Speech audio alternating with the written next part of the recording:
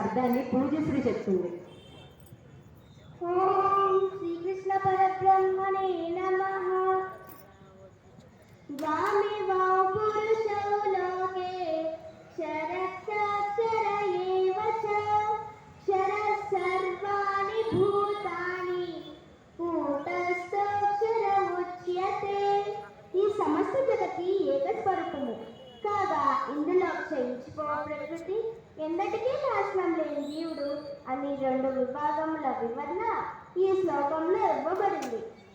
ఈ క్షరాక్షరములు రెండింటిని భగవంతుడు 2 పురుషులుగా అభివర్ణిస్తున్నాడు.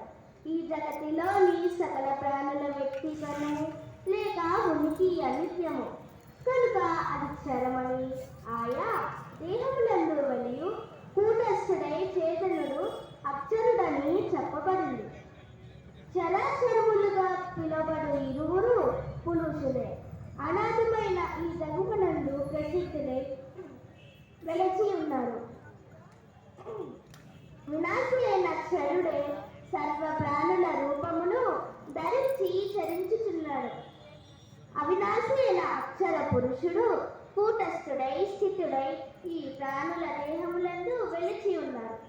క్షరుడు రూపము, అక్షరుడు తేజము అయినను ఈ 2 స్థితులు అస్వతంత్రములే. ఈ రెండిట్లో ఏ ఒక్కడి దానికి కూడా స్వయం ప్రతిపత్తి లేదు.